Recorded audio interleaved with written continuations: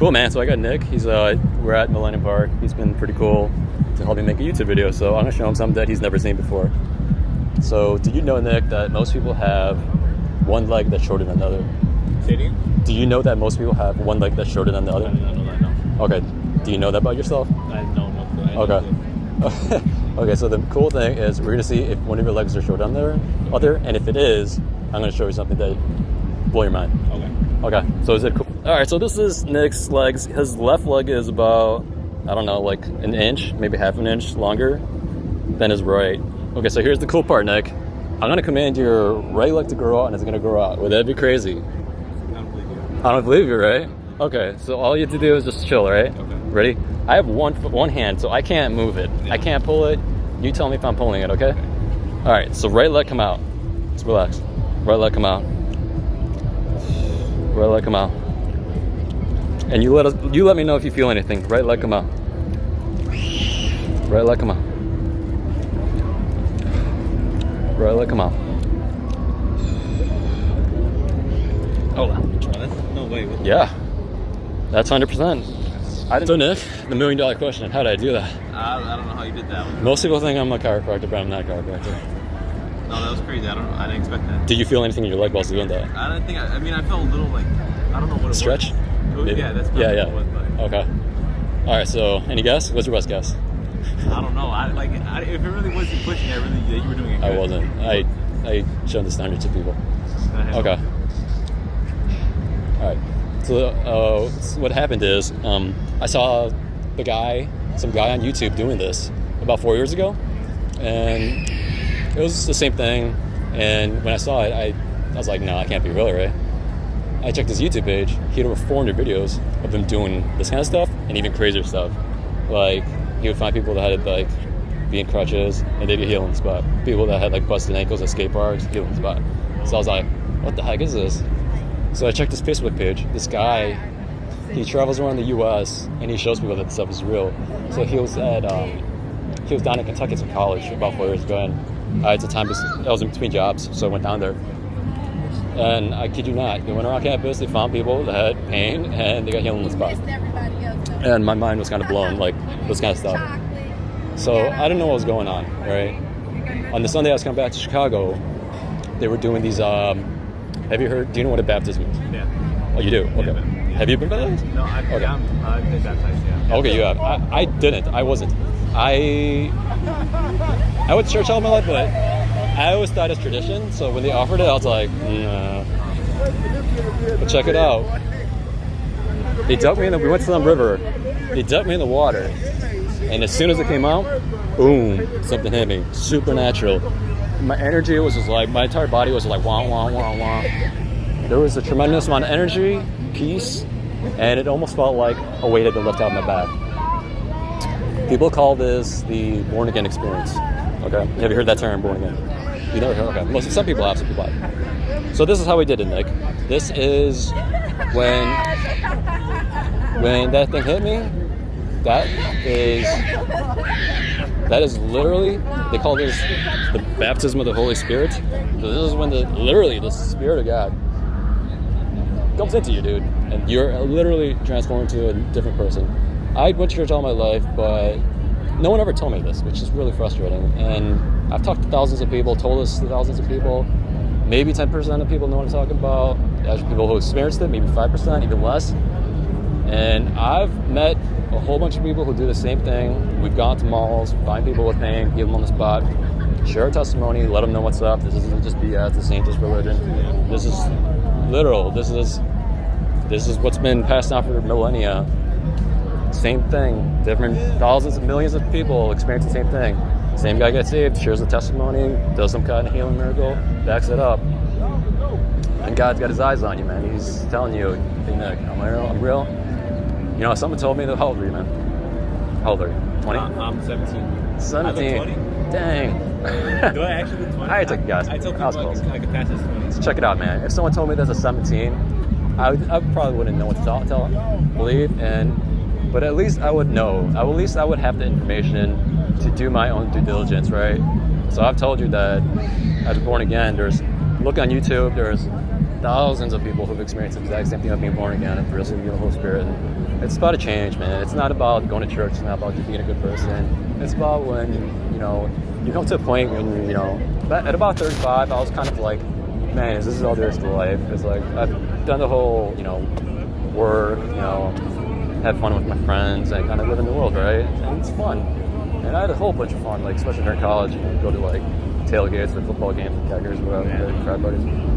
But the thing is, it might sound cliche, but it's fun while you're doing it, but then afterwards, it's like, you kind of feel empty again. It's like, you have to repeat the same process. Can you relate to what I'm saying? I think, It's like, I think that's what caused me to pick up, like, cigarette smoking and smoking pot during my high school and college days. It's like, I was seeking for something that would fill the spot that I was feeling that, I didn't even know how to fill. And most people don't. They're out there, in the world, chasing the next iPhone, thinking it's going to make them happy. But for the moment, it might, but after a while, it's like, gets old, and they're chasing the same thing. And, it's like, some people get to hear this. Most people here, they don't know this. Yeah. And for some reason, God, in His infinite wisdom, has put us together here because you have an open heart, and you're definitely. There's some people that are just open to it, and some people are not. I don't know. I don't make the rules, right? But He's, at the core of it, it's truth. It's like people are always looking for truth, but it says you should know the truth, and the truth should set you free. And when you experience freedom from, breaking the cycle of just like chasing things that will never really be fulfilled, and even people with like billions of dollars depressed and commit suicide, right? So it's coming to that knowledge of that truth and making a decision to be like, okay, I've tried everything else in the world. It's like, God, what do you got to offer? And it's like, if you ask most people, first, the important part is why I share this with you is, Jesus, he said something very interesting. He was talking with some religious leader. This guy was a Jewish religious guy. He knew all the Hebrew Bible. And he went to Jesus. He's like, yo, Jesus, you gotta be from God because you're doing all these miracles. And there's no way that, anyone could do this without being sent from God. And he's like, Nicodemus, it's like, your religion's not gonna help you. He's like, you gotta be born again. And Nicodemus is like, how can a man be born again? Is he gonna go into his mom's womb again and be born? He's like, no. He's like, a man is born physically once, but he's born spiritually with God.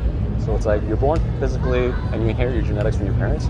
Well, when you're born spiritually, you receive the Holy Spirit, which is kind of like, God's character, and you receive His character and His nature, and you become more, it says, we're transformed into the image of Christ, which is become more like Jesus Christ, because you literally you allow, it says, give Jesus the will, and He kind of looks through you to do His will, and this is His will. It's like, He wants people to come to knowledge of the truth. It's like, because He just like He's the light, and whoever follows me never walk in darkness.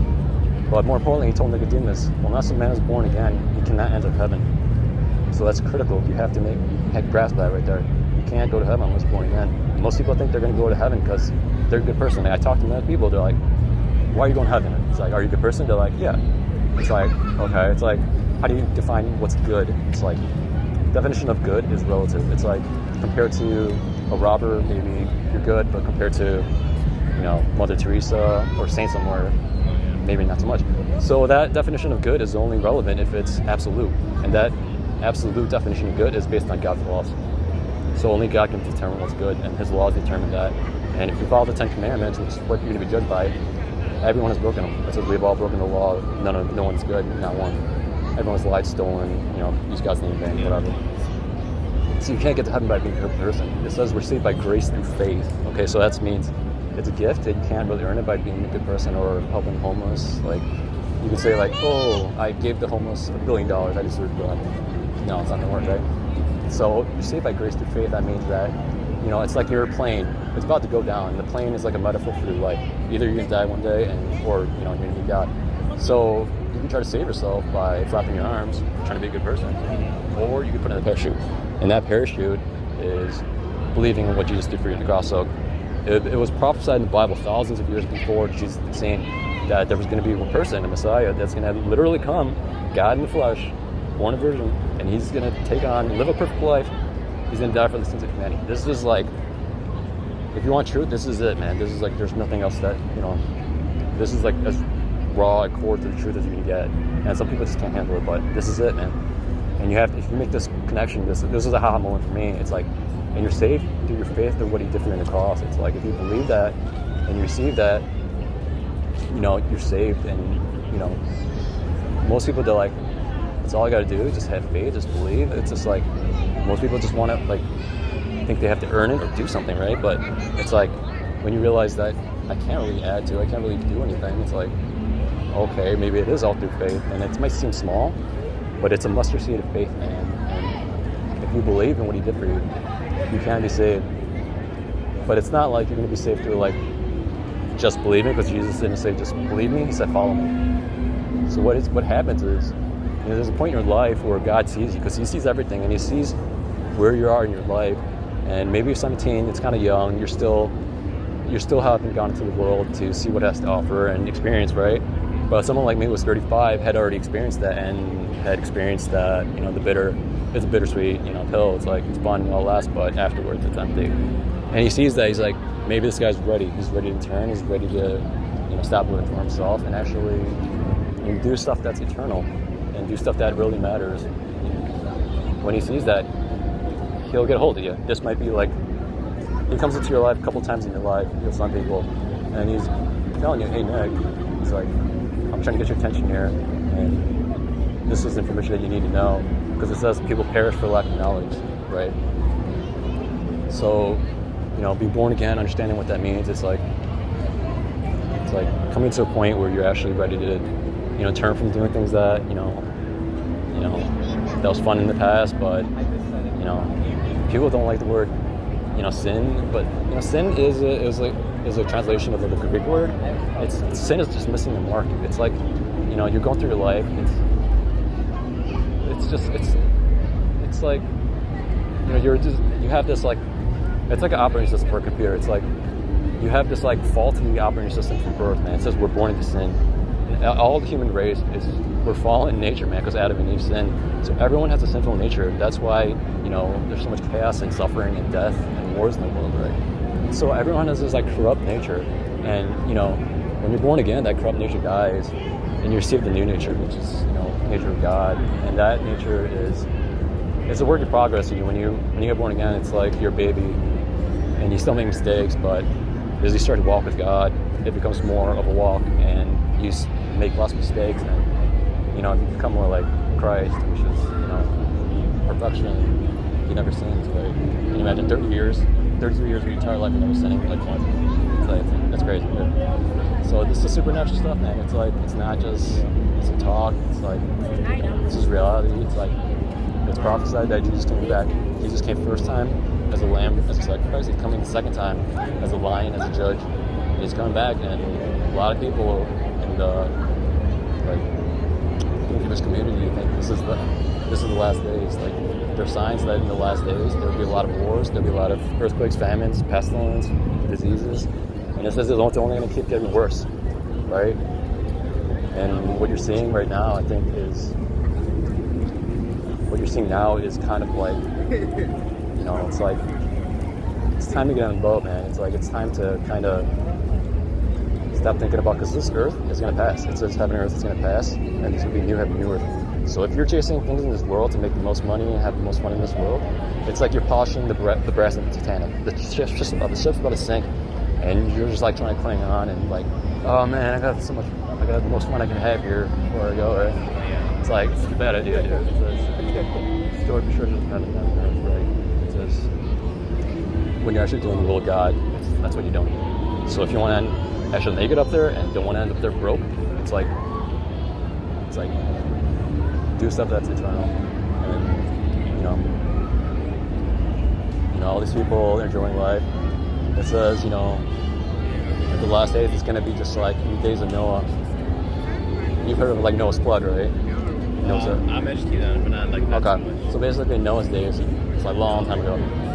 People were just living just like just like lawless lives, kind of what you're seeing like today, like with all the shootings and like robberies, just like lawlessness, man. And Noah, he's preaching for like, I don't know, I think it was like 100 years, telling people to repent, kind of like what I'm telling people, and these people just wouldn't do it. So God tells us like, okay, I've given him all the chances he could get. He sent the flood and he died. And it's just going to be the exact same thing. People are just going to be clueless when Jesus returns. And when they see it, they're going to weep, dude. People think it's a joke. Think about this. Why do you think that Jesus is the only name in history uses the cuss word across multiple? If it was just one country, it'd be, okay, maybe it's something in the country. But across all nations and cultures, each person, each country has a word cursed in the name of Christ. And that is indicative, and that is showing that there is something within the nature, a corrupt nature within man that's rebellious and it curses its creator. This is just like raw truth, man. You can't get any more like down to this. And it's like, and yeah, man, it's like, I don't know, man.